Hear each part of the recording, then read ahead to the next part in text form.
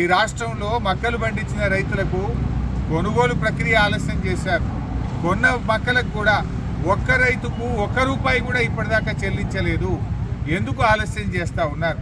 దాదాపు ఇవాళ 6 లక్షల ఎకరాల్లో రాష్ట్రంలో మక్కలు పండినాయి. మక్కలు కొనడంలో ఇబ్బంది పెడతా ఉన్నారు. ఆ కొన్న మక్కలకు కూడా డబ్బులు ఇవ్వడం లేదు. వెంటనే మక్క పండించిన రైతులకు రాష్ట్ర వ్యాప్తంగా డబ్బులు విడుదల చేయాలని చెప్పి ప్రభుత్వాన్ని డిమాండ్ చేస్తూ ఉన్నాం. దాదాపు 20 రోజులైంది మక్కలమ్మి 20 రోజులైనా ₹1 ఒక రైతుకు కూడా ఈ రోజుకు విడుదల కాలేదు. మక్కలు అమ్మిన రైతుల డబ్బులు వెంటనే విడుదల చేయాలని చెప్పి ప్రభుత్వం దాని మీద రివ్యూ చేయాలని చెప్పి మేము కోరుతా ఉన్నాం. ఎప్పుడు రాజకీయాలే కాదు కదా, రైతుల గురించి కూడా పట్టించుకోండి. రైతులకు మీరు అన్నీ మోసమే చేసినారు. ఇవాళ పత్తి రైతుల పరిస్థితి కూడా ఆగముంది. రాష్ట్రంలో కేంద్ర ప్రభుత్వం ఇవాళ బీజేపీ మాటలు చెప్తా ఉంది తప్ప పత్తి రైతులను అరిగోసపుచ్చుకుంటా ఉంది. ఒక ఎకరాకు 7 క్వింటాల పత్తి కొంటామంటే కొన్ని జిల్లాల్లో 11 క్వింటాలు 12 క్వింటాల పత్తి పండింది. మరి మిగతా పత్తి ఎక్కడ అమ్ముకోవాలి? ఈ 7 క్వింటాల నిబంధన ఎందుకు పెట్టారు అని అడుగుతా ఉన్నా. అందులో మళ్ళీ గ్రేడ్ 1 గ్రేడ్ 2 నిబంధనలు పెట్టి ఇవాళ అటు జిన్నింగ్ మిల్లులు సతాయిస్తున్నారు, రాష్ట్ర ప్రభుత్వ అధికారులు సతాయిస్తున్నారు. ఇవాళ కేంద్రంలో ఉన్న బీజేపీ ప్రభుత్వ ఆధ్వర్యంలో నడుస్తున్న CCI కూడా సరిగ్గా కొనుగోలు చేయకపోవడం వల్ల పత్తి రైతులు చాలా ఆందోళనలో ఉన్నారు. ఒకవైపు అకాల వర్షాల వల్ల పత్తి అంతా కూడా నల్లబడిపోయింది, పూత రాలిపోయింది. పత్తి రైతులకు దిగుబడి తగ్గింది, పెట్టుబడి కూడా రాని పరిస్థితి ఉన్నది. రోజుకు రాష్ట్రంలో 2-3 రైతులు ఆత్మహత్య చేసుకుంటా ఉన్నారు. ఎక్కడో ఒక దగ్గర రాష్ట్రంలో పాపం పత్తి రైతులు పంట దిగుబడి రాక పెట్టుబడి రాక అప్పుల పాలైపోయి రైతులు ఆత్మహత్య చేసుకుంటున్నటువంటి పరిస్థితి ఉంది. పత్తి రైతులకేమో బీజేపీ ప్రభుత్వం 7 క్వింటాళ్ళు గ్రేడ్ 1 గ్రేడ్ 2 అని వాళ్ళు మోసం చేస్తారు.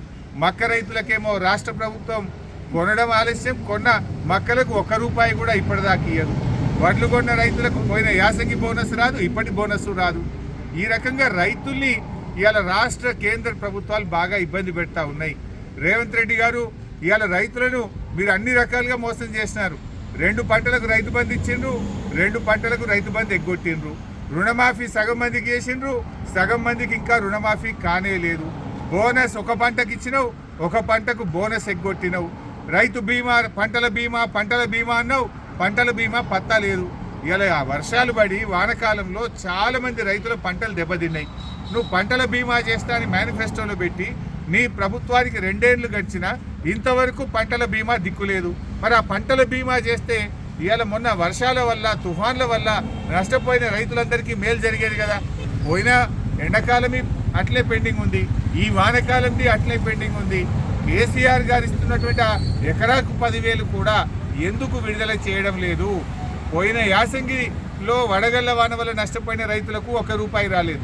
ఈ వానకాలంలో తుఫాన్ల వల్ల అధిక వర్షాల వల్ల నష్టపోయిన రైతులకు ₹1 రాలేదు.